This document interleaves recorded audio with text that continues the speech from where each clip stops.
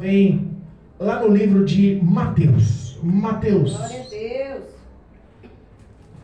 Primeiro livro do Novo Testamento, Mateus. Para a glória de Deus. Deus é bom, irmãos. E eu acredito que você não veio aqui em vão. Pastor, está tão difícil a minha vida. Glória a Deus. Está tão complicada a minha história. Parece que tudo veio para acabar. Tudo veio para desanimar. Tudo veio para barrar. A minha fé parece que não está vingando mais. Mas Jesus, essa noite tem algo especial para a tua vida. Você não veio aqui por livre e espontânea vontade. Você veio aqui porque o Espírito de Deus tem algo a falar com o teu coração essa noite. Ele é o único que entende o teu coração. Ele é o único que visualiza os teus sentimentos, acompanha os teus sentimentos. Ele é o único que não te decepciona. Mateus, capítulo 14. Mateus 14, versículo 22. Nós pregamos aqui há pouco tempo atrás que Jesus ele apaziguou a tempestade no mar. Ele estava com os discípulos no barco, deitado num travesseiro, dormindo. Mas hoje nós vamos falar novamente de outra tempestade. Só que dessa vez Jesus não estava no barco, só para provar a fé do homem, só para saber até onde vai o limite dos homens, só para saber aonde vai a ação de fé dos homens. Amém? Deus tem algo especial para a tua vida essa noite. Eu peço em nome de Jesus que você acompanhe a palavra. Amém? Mateus capítulo 14, versículo 22. Diz assim: Jesus anda por cima do mar. Versículo 22. E logo ordenou Jesus que os seus discípulos entrassem no barco e fossem adiante para a outra banda, enquanto despedia a multidão. E despedida a multidão, subiu ao monte para orar à parte. E chegando já à tarde, estava ali só. E o barco estava já no meio do mar, açoitado pelas ondas, porque o vento era contrário. Mas, à quarta vigília da noite, dirigiu-se Jesus para eles, caminhando por cima do mar. E os discípulos, vendo-o caminhar sobre o mar, assustaram-se, dizendo: é um fantasma! E gritaram com medo. Jesus, porém, lhes falou logo, dizendo: tende bom ânimo, sou eu, não temais. E respondeu-lhe Pedro e disse-lhe: Senhor, se és tu, manda-me ter contigo por cima das águas. E ele disse: vem. E Pedro, descendo do barco, andou sobre as águas para ir ter com Jesus. Mas, sentindo o vento, teve medo. E começou a ir para o fundo, e clamou dizendo: Senhor, salva-me! E logo Jesus, estendendo a mão, segurou-o e disse-lhe: homem de pequena fé, por que duvidastes? E quando subiram para o barco, acalmou o vento. Então aproximaram-se os que estavam no barco e adoraram-no, dizendo: este verdadeiramente é Filho de Deus. Amém? Louvado seja Deus. Glorificado e bendito é o nome do Senhor. Poderia aceitar, igreja? Deus é bom, está na casa. E eu sei que a vitória é sua no nome de Jesus. Irmãos, nós temos um contexto aqui sobrenatural. Impossível, nunca visto na história da humanidade, alguém andar sobre as águas. Nós temos um contexto de um ser humano, Marcelo, de carne e osso, que andou por cima das águas. Já ouviu falar isso? Jesus tem hora que faz o sobrenatural, só para nos ensinar. O contexto da palavra hoje é uma lição que os discípulos precisavam entender. É uma lição que os discípulos estavam prontificados a entender e aprender, porque iriam exercitar essa lição no futuro.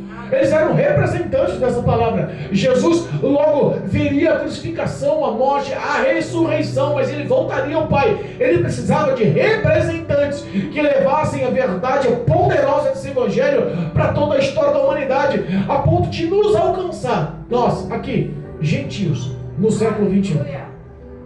Jesus precisava de representantes, mas para isso ele precisava de lapidar, transformar, capacitar. Está sendo capacitado aí? Capacitação às vezes dói, né? A capacitação às vezes traz medo. A capacitação às vezes te bota em meio de tempestades. O estado emocional, o estado físico e psicológico de Jesus naquela época, naquela hora, naquela ocasião, não era um dos primeiros, não era um dos mais vantajosos, não era um dos melhores. A Bíblia fala que ele tinha acabado de receber a notícia da morte do seu primo, João Batista, decapitado por ordem de Herodes Antipas. Para pensar, um ente querido, primo, a qual amava, foi o iniciador, o percursor das novidades do céu, da vinda do Cordeiro, do Salvador, a história da humanidade. Jesus amava ele. Recebeu a notícia que foi morto. E não foi morto de uma forma simples, foi morto cruelmente, decapitado. Arrancaram a cabeça de João Batista. O emocional de Jesus estava meio sentido, porque ele era homem. E essas notícias tristes de morte abalam e trazem um processo de luto. Mas Jesus não poderia dar-se o prazer de parar por alguns dias por luto. Porque a fase da vida dele nessa hora era uma fase intensa, ele não tinha tempo. A Bíblia fala que nem tempo para ele parar da ovinha, para comer ele não tinha com os discípulos.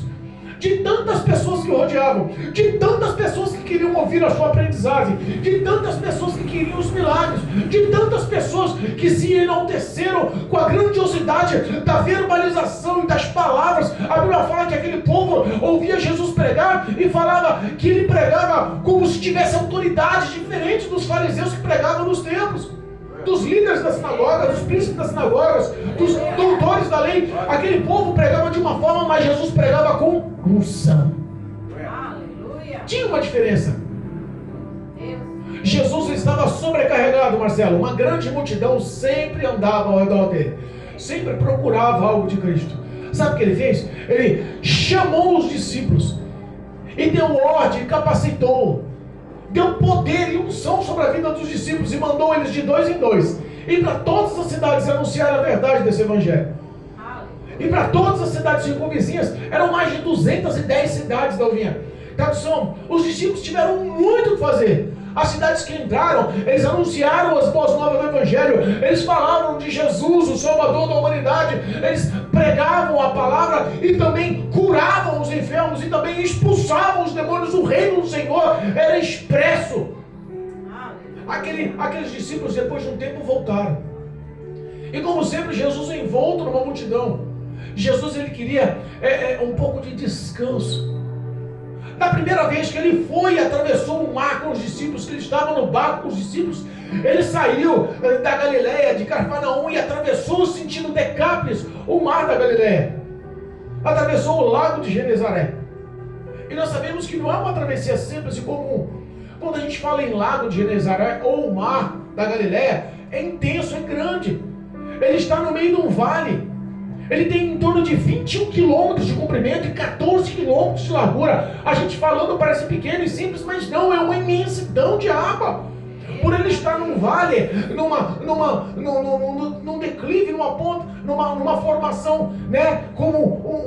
Ele dava um vácuo de vento. Constantemente tinha ali ventos fortes, tempestades.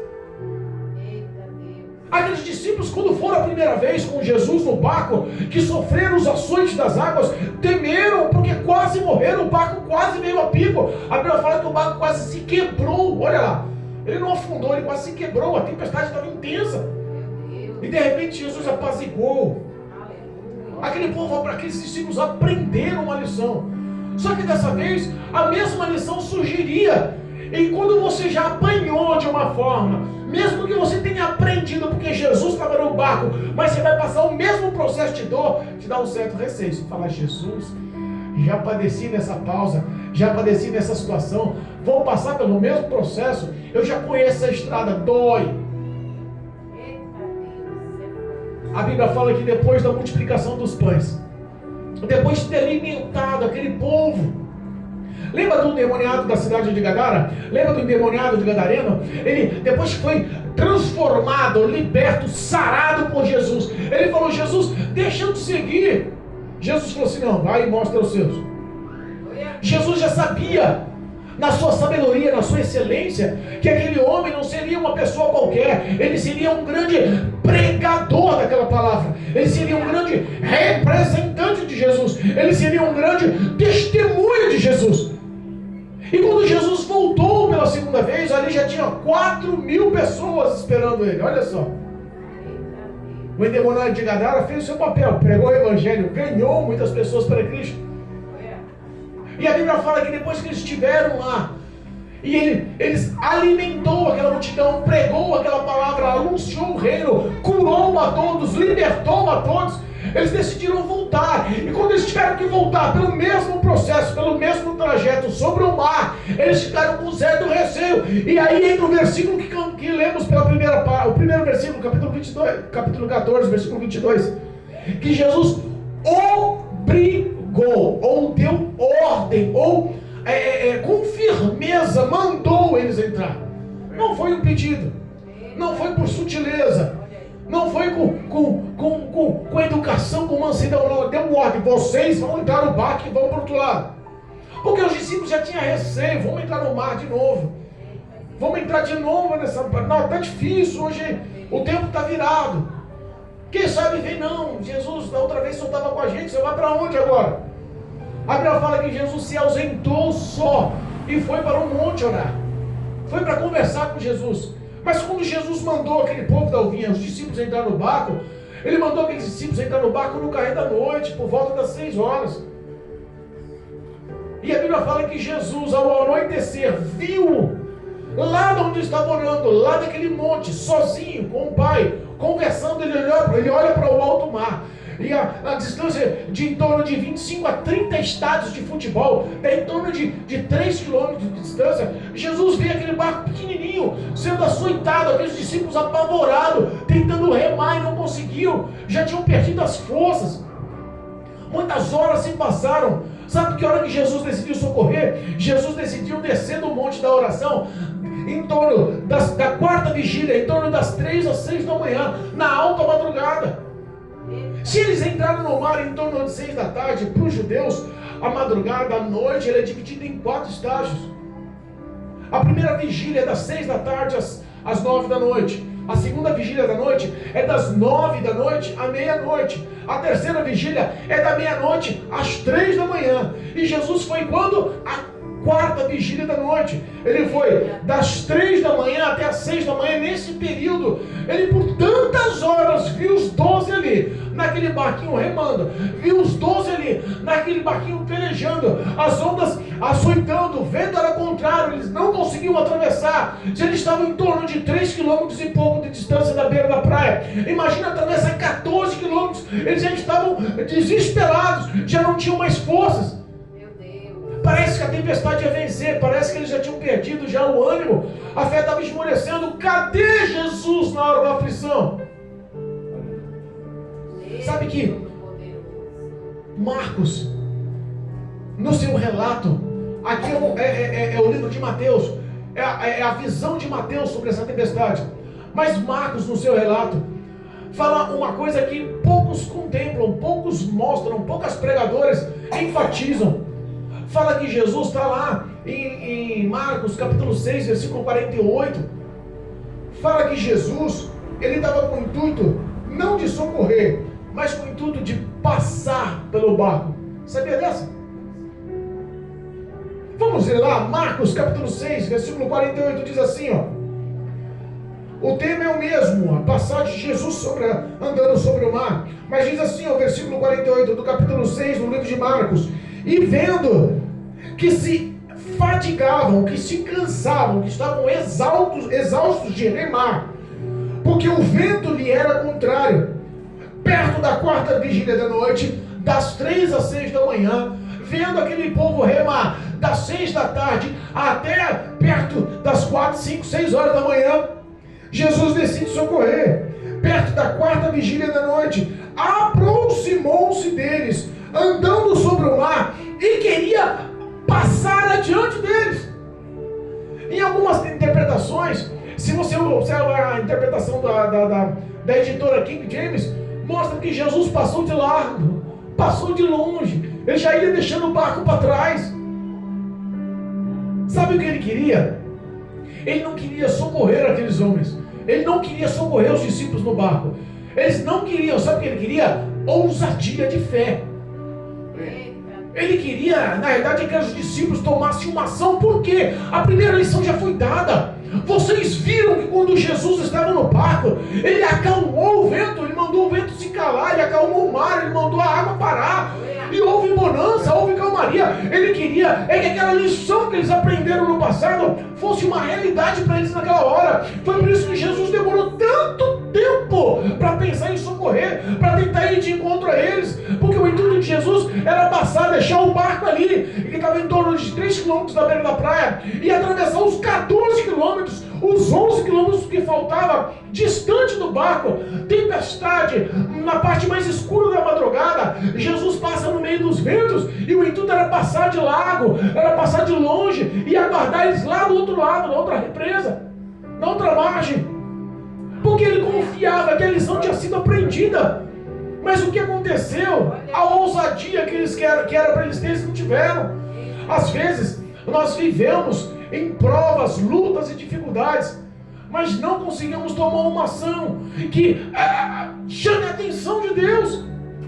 O que mais fazemos é reclamar da tempestade, o que mais fazemos é se laborear da tempestade, o que mais fazemos é jogar a culpa em alguém. Aqueles discípulos não eram unidos. Ai, pastor, mas você tem certeza do que você está falando? Não tenho. Os 12 discípulos que andavam com Jesus, aqueles 12 discípulos que há pouco tempo tinham recebido o poder, a unção de Deus, aqueles discípulos que estavam andando de 2 em 2, que estavam pondo a mão em enfermos e curando, aqueles discípulos que estavam pondo a mão sobre endemoniados, estavam libertando, aqueles discípulos que anunciavam o evangelho e muitos se rendiam, aqueles discípulos que já viam o testemunho de amor dado por Cristo, aqueles discípulos, mesmo com toda aquela revestimento, toda aquela unção no íntimo, tinham um coração duro. Eles tinham um coração de disputa. A Bíblia fala que dos 12 discípulos ele tinha 3 amigos e um amigo em especial, o confessor. Para pensar, 12 discípulos, mas ele tinha 3 amigos e um amigo íntimo. Pedro, Tiago e João eram amigos, mas João era amigo íntimo. E se você for a fundo na pesquisa, você sabe que Marcos e João, Lucas não relata porque Lucas não estava no barco, Lucas não é discípulo. Muitas pessoas esquecem, pensando que Mateus, Marcos, Lucas e João, que Lucas é um dos discípulos. Não, Lucas não é um discípulo. Lucas foi alcançado por Paulo.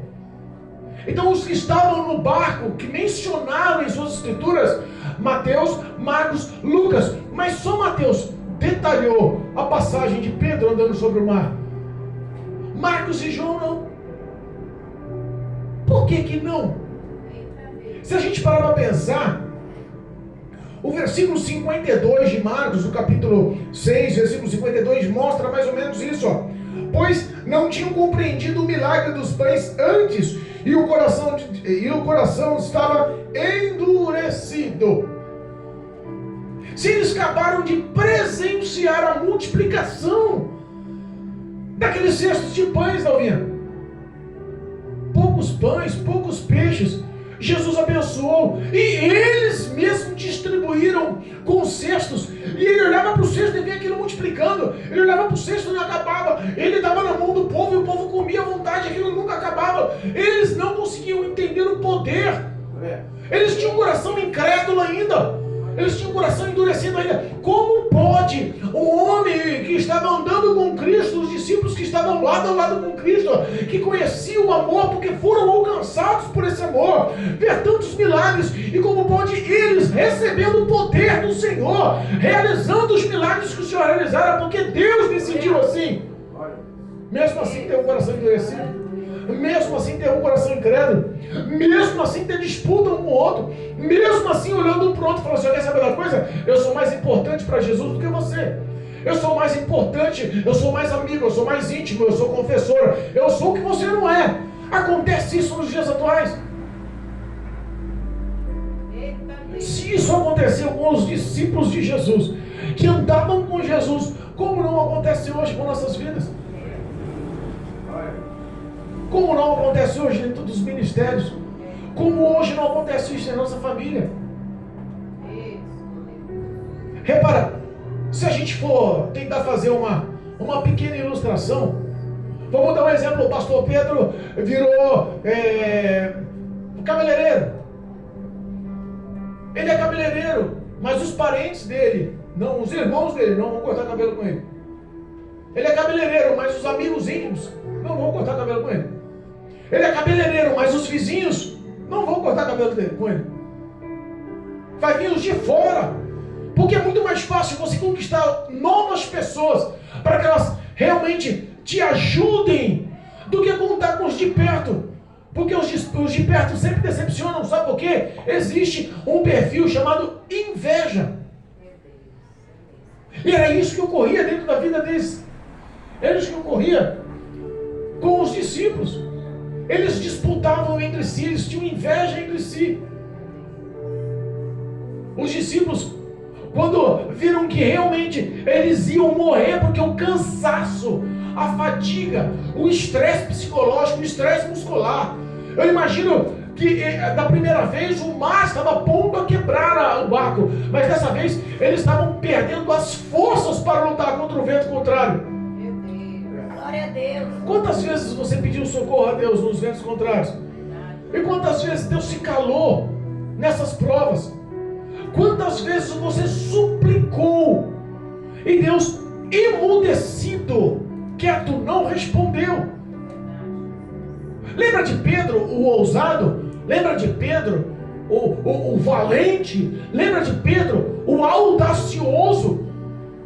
Foi esse mesmo valente, audacioso que se tornou líder dos discípulos. Talvez Deus esperasse de Pedro uma loucura, uma coragem extrema para ter levantar naquele barco, ter uma ação de fé e mandar o vento se calar, como ele fez, como ele viu Jesus fazendo da outra vez. Talvez ele esperasse de João, o amigo confessor, que se mostrava tão íntimo, levantar sobre aquele barco e mandar o mar se acalmar. Talvez ele esperasse daqueles 3 amigos, daqueles 12 homens que estavam no barco, uma ação que diferenciasse. Foi por isso que ele passou longe do barco. Mas dentro do barco tinha que haver uma união de fé, porque onde não há união, não há comunhão, também não há vitória, também não há bênção.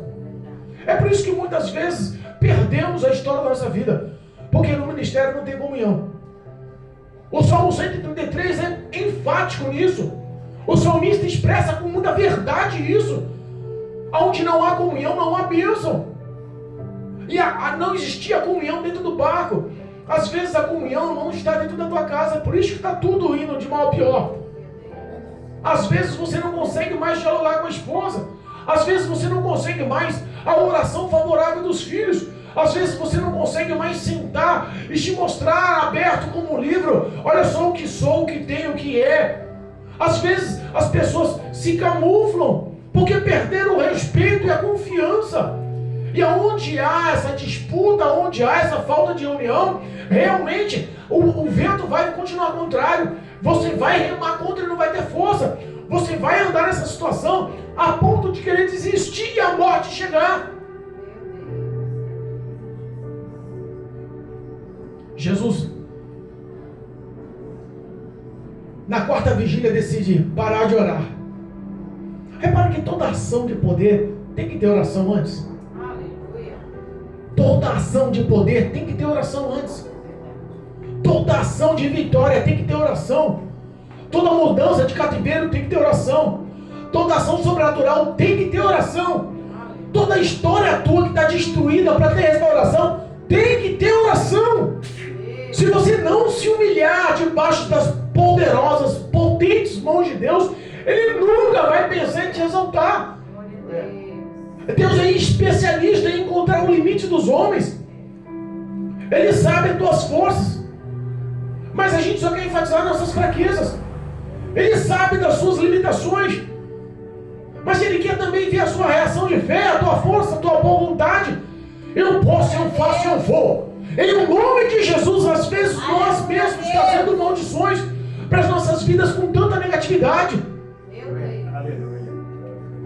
Aqueles discípulos não tinham comunhão dentro daquele barco. O barco estava a ponto de afundar, eles estavam a ponto de ser lançados nas águas, eles estavam a ponto todos de morrerem afogados, e mesmo com risco de morte, ninguém deu o braço a torcer um para o outro.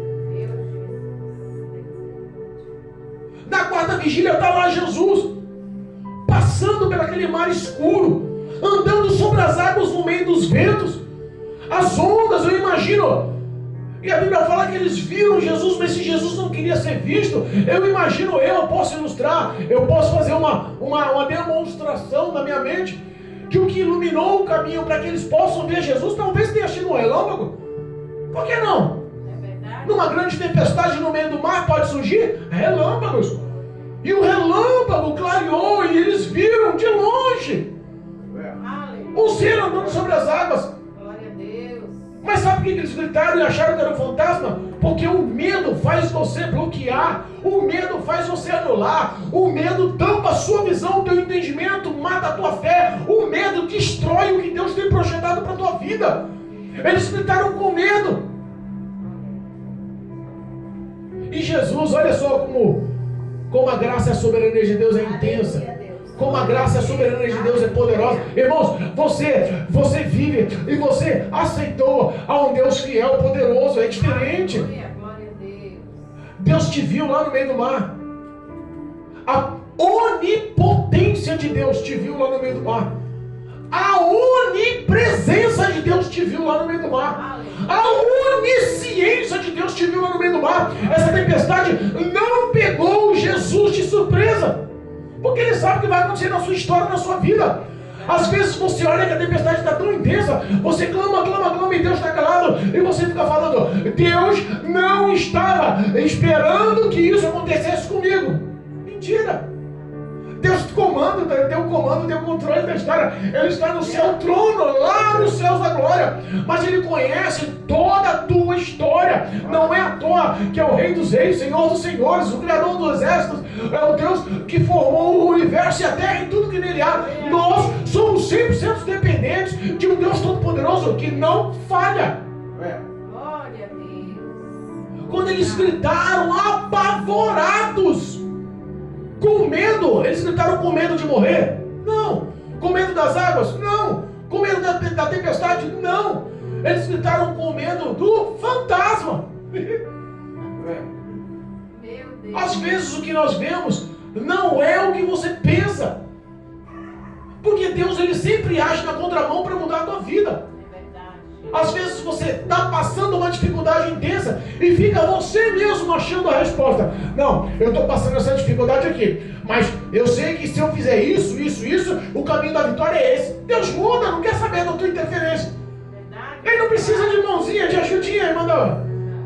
Ele precisa só que você creia nas ações dele, que você creia na soberania dele, que você creia no poder dele, que você creia no amor dele, que você creia na graça, na misericórdia dele. Ele tem poder de transformar a tua história sem a tua interferência. Porque quando a gente tenta projetar a nossa vitória, o nosso caminho, o nosso percurso, às vezes a gente acaba atrapalhando. Quantas vezes, quantos contextos a gente vê na palavra de Deus que as pessoas que tentaram dar uma mãozinha, alongaram a tua vitória, prolongaram a tua vitória, demoraram muito mais tempo na fila, na espera da vitória. Eita Deus. Deus é soberano, meus irmãos, entenda, ó. Deus é soberano. O diabo não pode tentar mudar a história do que Deus escreveu na sua vida. Muitos acarretam as provas e os males sobre a vida do homem vindo do diabo. E é mentira. É mentira.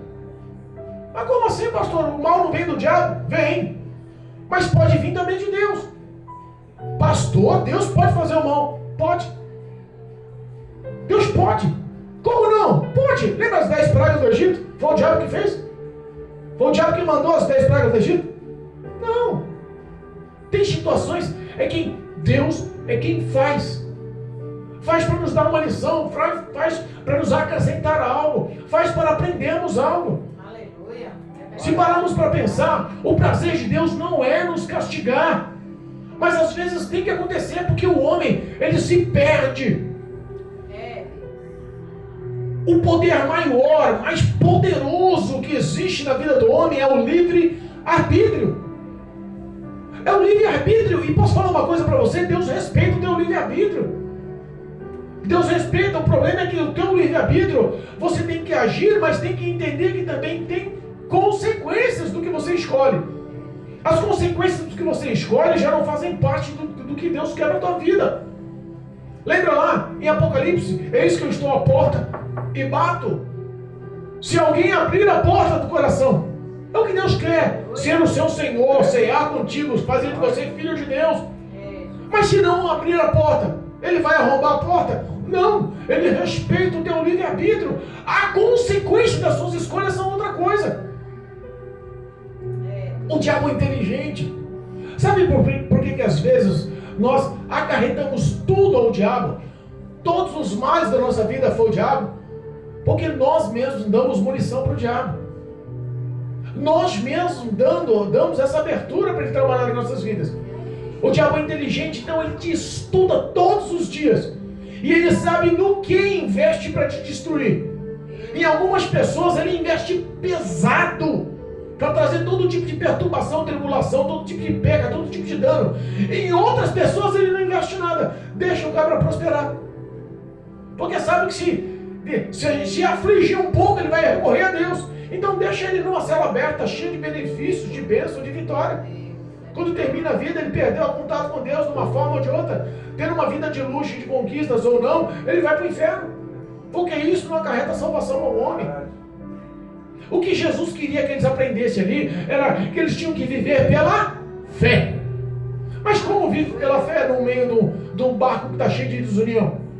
Como vive pela fé numa situação em que todos estão querendo disputar com você? As pessoas que falam contra você, as pessoas que julgam você, as pessoas que caluniam você, as pessoas que investem contra você, terão que ver a ação sobrenatural de Deus pelo teu resgate, por tua restituição, para que a glória do Senhor seja manifesta. Deus, ele tem o comando na mão. É para que Marcos, em todos os seus detalhes, falou que quando Jesus entrou no barco, acalmou o vento. Quando Jesus entrou no barco, acalmou as ondas. Quando Jesus entrou no barco, houve bonança. Quando Jesus entrou no barco e atravessou para outra banda, foi lá e pregou a palavra, houve cura, libertação, tudo que a gente já conhece. Mas Marcos não falou do maior milagre, a ousadia de fé de Pedro. Aqueles discípulos estavam tão apavorados no meio daquele barco que Jesus, em vez de acalmar as águas primeiro, teve que acalmar o coração deles. Meu Deus. Concorda comigo que no meio da tempestade o maior medo deles era o quê? Morrerem afogados. Mas quando eles viram Jesus teve que acalmar eles primeiro. Calma, meu filho, não é fantasma não, sou eu aqui, vim para te resgatar, vim para te salvar, vim para te trazer bonança. Aleluia, glória a Deus. Tem situação que é tão difícil dentro do nosso coração. É por isso que Jesus, em vez de sarar e mudar a estrutura externa, ele primeiro quer sarar e mudar a estrutura interna. Quer te trazer calma, paz, não tenha medo não. A morte não vai vir não. A perca não vai vir não. A separação do casamento não vai vir não. O nome não vai ficar sujo no SPC não. Os filhos não vão continuar nas drogas não. O marido não vai continuar no álcool não. A mentira não vai prevalecer na sua casa não. A infidelidade não vai fazer parte da tua história não. Tenha medo não. Ainda que andasse pelo vale da sombra da morte, não tenha medo não. Eu continuo aqui para te resgatar. Pedro olha e fala, sem ver, sem reconhecer, mas de ouvir a voz. Olha aí, João 10:10. Eu sou o bom pastor e as minhas ovelhas reconhecem a minha. João reconheceu a voz. Senhor, se tu és mesmo, manda eu ir contigo. Cadê a ousadia dos outros? Podia os outros falar assim, é verdade, deixa eu ir com o senhor também. Faz que nem Pedro, ele vai, eu vou atrás dele, deixa eu ir também. Podia os dois sair do barco. Porque era isso que Jesus queria. Jesus queria uma ação de fé, uma loucura de fé. Porque às vezes a gente acha que a nossa mesmice é tudo que Deus quer e não é. Deus quer a nossa ousadia. Ele não veio para trazer paz, ele veio para trazer espada. Ele veio para trazer mesmo uma transformação, um confronto. Tem um grande avivalista norte-americano. Eu esqueci o nome dele é difícil a pronúncia. Eu sou meio ruim para pronunciar esses nomes norte-americanos aí. Mas ele diz que nós cristãos não somos pedra de açúcar. Nós somos pedra de sal. Sal da terra. Se você chupar uma pedra de açúcar, ela é gostosa, você constitui. Mas se você consegue chupar uma pedra de sal, você quer cuspi-la, você quer falar mal, você quer questionar. É assim o cristão protestante, aquele que realmente veio representar Cristo. Ele não vem para trazer bonança, ele vem para protestar contra o pecado, sim. Não importa o que você acha, não importa o que te apoie, não importa o que a família pensa, não importa o que a sociedade diga, pecado é pecado. Nada vai mudar a história. A única coisa que muda a história é o sangue de Jesus Cristo, é o reconhecimento do homem e a dependência do homem de Deus. Jesus queria que aqueles 12 discípulos tivessem uma ação de fé como Pedro teve. Jesus deixa eu andar sobre as águas. Quem foi que andou sobre as águas? Só Pedro. Mas os que estavam no barco estavam em comunhão com Pedro? Não. Às vezes aqueles que não têm comunhão com você, se você for ousado, repara aí, Deus te honrando. Repara depois lá, em Cafarnaum, descendo na outra margem da areia, a multidão esperando, e Pedro fala: olha, hoje eu vi 2 pessoas andando sobre as águas. Os outros discípulos calam a boca. Quem você viu andando sobre a água? Impossível isso. Eu vi Jesus andando sobre as águas, e a segunda pessoa fui eu andando sobre as águas. Não importa o que os outros vão pensar, importa o milagre que você vai viver. Milagre não espera, milagre acontece, milagre não explica, milagre se vive. Se você ficar calculando demais, você perde. A ousadia de fé é honrada por Deus. Todos os grandes homens e heróis da fé foram ousados na fé, foram ousados em ações, foram ousados em atitudes. Moisés foi ousado, Elias foi ousado, Eliseu foi ousado, Davi foi ousado, Jeremias foi ousado. Dá para relatar cada feito dos heróis da fé. Isaías foi ousado. Quantas pessoas olhou para si e falaram e se examinavam e falavam: eu não posso, eu não sou, eu sou novo, eu sou pequeno, eu tenho lábios impuros, eu não nasci para isso. E Jesus foi, tocou, transformou. Porque Jesus não está a fim de perfeição. Se ele tivesse a fim de perfeição, dentro daquele barco que tinha 12 discípulos, não teria lá um traidor, não teria lá um bipolar, não teria lá um iracundo, não teria. Teriam pessoas capacitadas e plenas, aptas. É isso que Jesus quer na tua vida. Jesus quer limpar, purificar, transformar, lapidar. Mas para isso, Ele quer ação de fé. Como é que está a tua vida? Como é que está as suas finanças? Como é que estão os teus sentimentos? Como é que está a sua família? Como é que está a sua fé? Como é que está a sua vida ministerial? Se Jesus Cristo abrisse os céus hoje e falasse dos céus, todo mundo olhasse, era capaz de falar: é um fantasma. Se fosse na noite, pastor Pedro, na quarta vigília da noite, escura, chovendo, e a Bíblia fala que ele virá como um ladrão. Alguém espera um ladrão? Virar como um abrir e fechar de olhos. Imagina de noite, chovendo, relampejando, ventando. O céu se abre do oriente ao ocidente e os crentes sem visão nenhuma, porque não tem visão quem anda em discórdia, não tem visão quem anda em contenda, não tem visão aquele que blasfema, não tem visão aquele que fala mal um do outro, não tem visão. Pode até se mostrar discípulo, mas não tem conversão, não tem vida com Cristo, vai afundar. Se o céu se abrir no escuro e Jesus descer do cavalo, vai falar assim: meu Deus, um ET está descendo, está vindo lá de Marte. Você acha que o diabo não vai jogar isso na cabeça de muitos? É isso que eu estou falando para a igreja.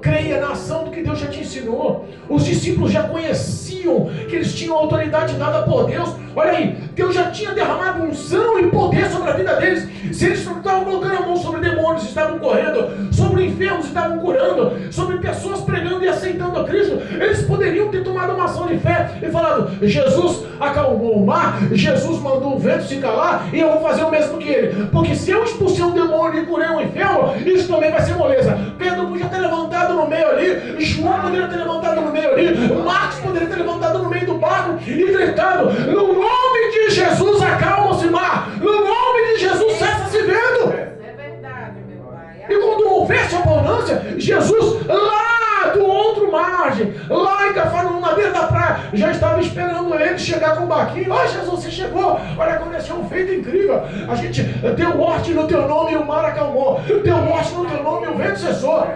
Era isso que Jesus queria, que eles tivessem aprendido com a primeira lição. Mas às vezes padecemos porque existe a vingança, o ódio, a rivalidade. Enquanto o coração do homem for que nem o coração de João nesse contexto, for que nem o coração de Marcos nesse contexto.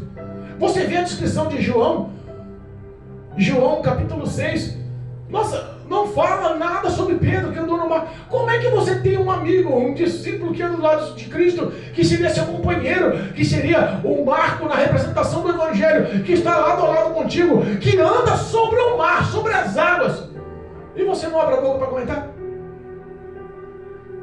O que acontece? Que você quer só comentar suas vitórias, a vitória dos outros, não? Tem gente que é assim, só dá glória quando tem o microfone na mão, só quer falar bonito quando tem o microfone na mão, só quer se mostrar crente quando está aqui na frente com o microfone na mão, quando é alvo de vistas e de benfeitorias dentro da igreja.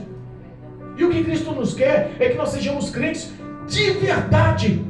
Aqui dentro da igreja é só um ponto de recarga. É lá fora que você tem que botar a prática do Evangelho em fé. Pedro começou a andar. Olha que coisa maluca. Pedro começou a andar sobre as águas. Não é o senhor não, pastor Pedro, é outro Pedro. Pedro começou a andar sobre as águas. Aleluia. E aí a Bíblia fala que ele sentiu medo porque o vento bateu nele. A Bíblia não fala a distância que Jesus estava do barco. A Bíblia não fala a distância que Pedro andou sobre as águas. A Bíblia não fala se Pedro estava pertinho de Jesus quando ele sentiu o vento. Mas a Bíblia fala que quando Pedro sentiu o vento, ele afundou e clamou. Prova que Deus é um Deus de socorro. Deus é um Deus imediato. A Bíblia fala que o Senhor é bem presente na hora da angústia de Pedro. Ele não quis saber da distância que estava de Pedro, porque Pedro com certeza não estava perto de Jesus. Porque se ele sentiu o vento, mas estava pertinho de Jesus, ele não ia ter medo. Porque ele estava pertinho de Jesus, mas ele sentiu o vento e teve medo porque ele estava distante de Jesus. Mas sabe o que aconteceu? Quando ele clamou, porque estava afundando, mesmo distante de Jesus, Jesus nem se mostrou distante, estendeu a mão na hora. A distância não é nada para que Deus socorra você. A distância não é nada para que Deus realize o sobrenatural por você. A distância não é nada. Parece que a morte é tão eminente que nada pode chegar antes dela. E Jesus vem, estende as mãos e fala: calma aí, minha filha, eu sou dono da morte, eu mando nela. O espírito da morte não pode tocar em você. Nada pode acontecer com você sem a minha permissão. Aleluia. A criação não pode ser maior que o Criador. A criação não pode ser maior que o Criador. O vento não podia, a água não podia, nada podia matar Pedro sem a vontade de Jesus. Aleluia. Ele clamou com medo, Marcelo. Sabe o que acontece? Que parece que as pessoas hoje só clamam com medo, só lembram do nome de Jesus quando estão no medo. A verdade é essa. O cara quer ver o cara clamar o nome de Jesus? Olha aí, diácono, o homem lembra de Jesus quando o pitbull pula a cerca. Está vindo na reta dele, lembra o nome de Jesus na hora. O homem lembra de Jesus quando o avião lá nos céus estoura as duas turbinas, começa a afundar. Ele lembra de Jesus. Tem situações que quando a catástrofe é iminente, quando o homem não tem mais recursos, porque enquanto ele tem recursos, ele não lembra de Jesus. Enquanto ele tem força, ele não lembra de Jesus. A doença está destruindo, mas eu tenho dinheiro. Eu vou lá no hospital Albert Einstein. Então deixa Jesus de lado. Sabe que essa semana eu recebi uma notícia difícil, porque eu gostava muito dele. Um grande amigo meu, morador da rua de baixo, o seu Dilo, me conhecia desde criança. Eu até falei para minha esposa, isso me marcou, eu pensei muito, eu senti muito a morte dele. A esposa dele me ligou durante a semana, por volta de 9 da manhã, mandou um áudio: olha, o seu Dilo está no hospital, foi com dor no estômago. E eu não sei o que está acontecendo, mas parece que os médicos falaram que o estômago dele paralisou, o intestino não está funcionando, e ele vai ter que fazer uma cirurgia. Por volta das 4 da tarde. Ora por ele. Amém, minha querida, eu vou orar. Deus é bom, poderoso. A morte não tem, a doença não tem, nada tem impedimento para a ação das mãos de Deus. Ele vai curar, Deus é fiel. E eu comecei a orar para aquele homem. Aí, no fim da tarde, ela me mandou áudio: olha, a cirurgia realizou, mas ele teve complicações, está na UTI, entubado. O homem de manhã estava bem, de repente sentiu dores, foi para o hospital, descobriu que o intestino parou, fez uma cirurgia de emergência, foi entubado, foi para a UTI no mesmo dia. No outro dia, 11 da manhã, ela me liga, 9 da manhã, ela me liga e fala: olha, às 4 da tarde eu vou lá receber notícias dele, porque a visita é às 4. Quando ela chega às 4, deram a notícia que ele morreu às 11h30 da manhã. Então, de um dia para o outro, o homem morreu. Deu para entender? Não dá para brincar. Às vezes, Deus te ensinou a lição correta, mas o ser humano olha tanto para si que esquece da lição que aprendeu. Esquece da lição que aprendeu. Ele está alimentado pelo seu ego, pelo seu orgulho. Quantas pessoas Deus honrou e abençoou com caridade de cesta básica? Quantas pessoas em situações financeiras, e eu falo por mim, por quantas vezes Deus me honrou, me abençoou com cesta básica? E posso falar, a grande maioria das vezes não foi nem pelos cristãos. O ímpio me ajudou muito mais do que os cristãos. Eu digo mais, quando eu era crente, estava passando um processo de transformação e lapidação, sendo convertido através da dor, porque minha conversão doeu demais. Sabe onde eu tinha refúgio? Sabe onde eu procurava? Sabe onde eu consegui o que comer? Num centro espírita.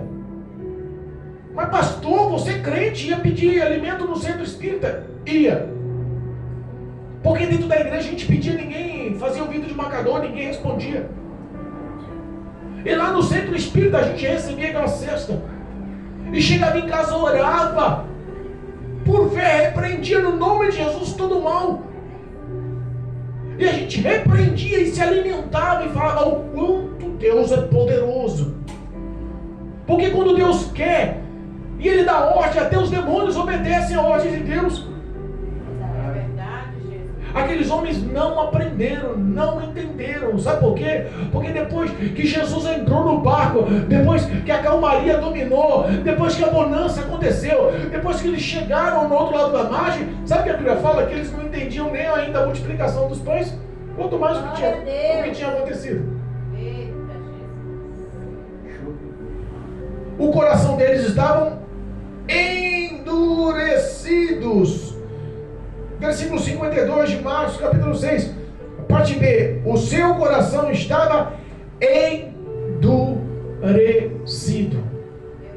O homem, ele só consegue ter uma vida com Deus, ele só consegue ter uma vida constante com Deus quando ele tem aquele coração que é duro, calcificado, petrificado, quebrado por Deus. E Deus arranca aquele coração de pedra, põe um coração de carne e põe um espírito sobre a vida do homem.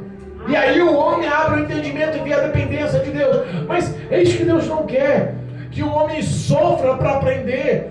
Deus quer ensinar por amor. Filho, vai por esse caminho, obedece, é mais fácil. Por que tantas percas acontecem? Por que tantas destruições acontecem? Por que o diabo tem tanta legalidade? Por que tanto mal sobrevém sobre a vida de muitos? Porque não tomam ações. Se a gente parar para analisar a visão dos 11 discípulos que ficou no barco, tinha até coerência. Esse cara é maluco. Onde você viu andar sobre as águas? Tomara que morra, né? Cara de pau, maluco, doido, vai morrer. Era o pensamento humano. Mas o que Cristo queria é que eles aprendessem a lição e colocassem em prática. Sabe quando você participa na escola e estuda o mês inteiro com a lição que a professora põe no quadro negro? Mas tem uma hora no fim do mês que ela pratica uma prova, você tem que fazer a prova, e aquela prova você tem que ser aprovado. Porque se você toma nota vermelha, no fim do ano você toma bomba. Você repete o ano, é a mesma coisa com Deus. Ele está te ensinando, te ensinando, te ensinando, te ensinando. Na hora da prova, você não quer obedecer, você é reprovado. E aí quando chegar no dia do juízo final, você toma bomba, e a bomba é eterna. É a morte no inferno. Meu Deus, é forte. É verdade. Jesus foi socorrido, foi o socorredor daquele povo. Jesus socorreu Pedro, Jesus socorreu os discípulos. A compaixão e a misericórdia continua. Eu continuo dizendo que as portas da graça estão abertas. As portas do amor de Deus continuam abertas. Vocês que estão ouvindo aí pelo YouTube, entendam uma coisa: o amor de Deus, ele é sem fim. O amor de Deus, se nós procurarmos entender, vamos até se constranger de tão grande que é o amor. Porque quando a gente olha para si, a gente fala: não mereço uma pessoa que se ame, se doe, e se dedique, e lute, e batalhe, e trabalhe tanto ao meu favor sem merecimento. É só Deus quem faz isso. Mas um dia esse amor, que é tão puro, tão grande, tão poderoso, vai chorar.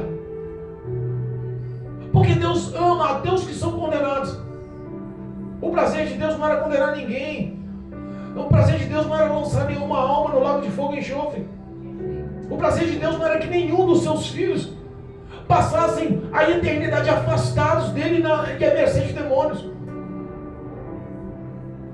Aprendam as lições que Deus está te mostrando. A tempestade está constante, o barco dá a impressão que vai afundar, as águas estão inundando, mas joga fora desse barco a falta da comunhão. Joga fora desse barco aí a falta da ação de fé. Joga fora desse barco aí a incredulidade. E põe para dentro do teu coração, desse barco do teu coração aí, a paz. Põe para dentro do teu coração aí a comunhão. Põe para dentro do teu coração aí a ação de fé. O sobrenatural vai acontecer porque Deus é contigo. Mas se você não agir com fé, não adianta falar que tem. Muitos falam que tem, mas não agem, não adianta. A minha parentela é uma ação dessa. Você pergunta para todos: não, estou bem com Deus. Eu pergunto para muitos da minha parentela: não, aqui está todo em paz. Não, eu e Deus é amigo íntimo, para. Nós dois somos parceiros. Não, nem peco. Eu já ouvi falar da minha parentela que nem peca. Olha, umas coisas meio loucas, né? As obras estão em trevas, porque está tudo no escuro, no obscuro as ações. Não querem andar na luz, para não serem apontados e criticados, confrontados para haver mudança. Se a sua vida é ruína, e a tempestade já dominou a tua história, lembra-se aí, ó, Jesus quer te resgatar. Jesus quer resgatar de verdade, quer restituir de verdade, quer transformar a sua vida de verdade, quer te libertar de verdade, quer trazer novidades para a sua vida de verdade. Jesus quer pôr o teu nome no livro da vida de verdade. Jesus quer mostrar o amor dele por tua vida de verdade. Mas ele quer só que você pratique a sua fé, porque ele já te mostrou a conduta do que é certo e que é errado. Rompa com os desejos da sua carne, renuncie os desejos da sua carne, alimente a presença do Espírito Santo de Deus. Tenha uma vida de santidade, viva a verdade, tenha uma vida de oração. Cristo vai te honrar em nome de Jesus. Ele não perdeu você de vista. Você não está na tempestade sem que ele não saiba. Eu profetizo a vitória sobre a tua vida. Em o nome de Jesus eu profetizo a vitória sobre a sua vida. Em o nome de Jesus eu profetizo a vitória sobre a tua vida. Sai daqui entendendo que Deus está no comando da tua história. Que nada passou desapercebido. Que tudo está escrito no memorial de Deus. Que no momento certo, na hora certa, o poder e a ação de Deus vai te levantar e vai mostrar quão glorioso é o amor de Deus sobre a sua vida. E que todos os projetos e planos que Ele realizou, todos os projetos e planos que Ele te mostrou, todos os projetos e planos futuros na sua vida vão se realizar. Os discípulos não eram convertidos quando estavam naquela tempestade. Mas repara aí, quando aqueles homens realmente se converteram, eles foram fiéis até a morte. E morte doída, sofrida, mas não renunciaram ao Evangelho. É isso que Cristo quer, que você não renuncie, mesmo fraco. Guarde o poder desse nome, mesmo fraco, guarde o poder dessa palavra, mesmo fraco, não renuncie a Cristo. Muitos estão barganhando o Evangelho, trocando por pratos de lentilha, qualquer coisa que fere, que machuca. Cantamos um hino hoje que diz assim uma estrofe: Aquele que tiver o coração mais abatido, mais sofrido, maior galardão terá. Verdade. As pessoas não estão a fim de sofrer mais pelo Evangelho, não. O Evangelho não é a bonança que vocês pensam. O Evangelho é renúncia. Aleluia. O Evangelho é pagar preço, é choro. As conquistas de entrada nos céus não vêm de graça. A salvação é pela graça, mas a conquista do céu não é pela graça. A entrada nos céus é conquista pela força, pelo sofrimento, pela luta, pela dedicação, pelo amor. Aleluia. Quem ama realmente suporta tudo.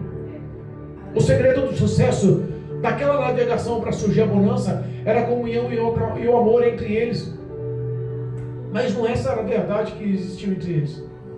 E Cristo quer que nós aprendamos com as nossas lições do passado.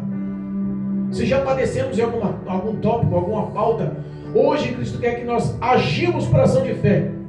E que o amor seja prioridade na sua vida para que a vitória aconteça. Em nome de Jesus. Amém, igreja? Quem entendeu a palavra? Glória a Louvado Deus. seja Deus. Vamos ficar em pé. Em nome de Jesus. Aleluia. Conhecimento é poder. Conhecimento é poder. Aleluia. Às vezes nós participamos de alguns cultos e vamos em algumas igrejas, mas é tantas pessoas falando de vãs filosofias, é tantas pessoas falando de conteúdos modernos e atuais da mídia, é tantas pessoas falando sobre conquistas e bênçãos, mas são poucas as pessoas que pregam o evangelho doutrinário, disciplinador, que protesta contra o pecado, contra a verdade que é o pecado da vida do homem.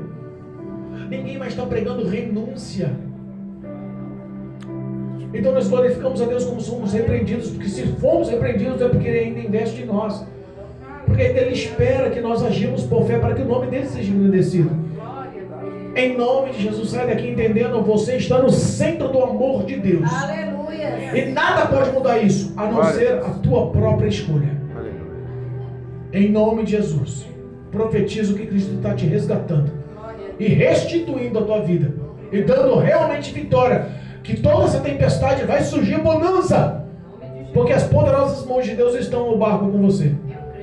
Em nome de Jesus, amém? Amém. Louvado seja Deus, glorificado seja Deus.